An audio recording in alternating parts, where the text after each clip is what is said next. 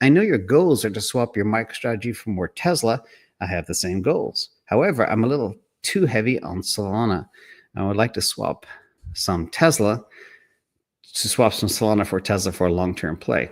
What ratio would you look at to start moving some Sol into Tesla? Thank you in advance. So this is a good one, and I'm in the same boat. And there's a second question from General Mustard. I'm wondering about pair trading Solana to Tesla. What are the chances we get to 1-to-1 in 2025? So I'm going to try and tackle both of these at the same time because, again, it's extremely important. First of all, I use 3 methods to do this, and I like to find confluence across different models. I use the ATR model. I'll show you this in a second. The profit-taking model, I show you this to you as well. And the new rotation model is coming soon. We hope to get that finalized in the month of May. So that's been like a 9-month project from hell, but we are this close to making something revolutionary. And I'm very excited by that one. Anyhow, this is the Sol Tesla pair chart on the ATR model. Basically, it's the chart of Sol divided by Tesla. Now, if you look at this carefully, Sol over Tesla, when it goes high, that's when you swap your Solana into Tesla. When it's low, you can do the reverse or you can just hold. That's completely up to you. And you can see here, we are at the 1-to-1 level between March and approximately June, July 2024. And we were there or above it for what, 4 or 5 months? So pretty extended time. And that level 1 on the ATR model is at level 5, sorry. And it's about approximately 1-to-1. So 1 Solana token becomes 1 Tesla share. I'll get back in a minute to whether or not we can get there.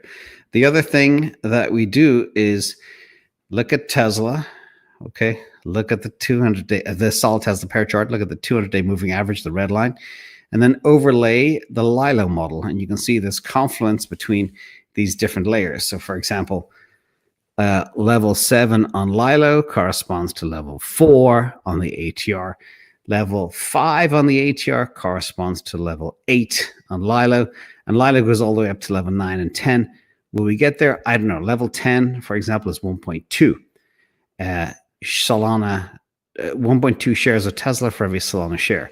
That's important to think about it that way. But you can see here that both assets have been beaten down a lot right here. And again, note we are under the 200-day moving average as well for this pair. That means we're going to mean revert above, I believe, as long as Tesla doesn't go on a rampage. I hope it doesn't. I hope it stays cheap for the next 4 to 6 months if possible. And then wait for the layers to hit. And the higher you go, the more you swap. For example, think of level 7, 0.772, level 8, 0.99, etc. And that is going to be so important. Now, profit-taking model, same thing.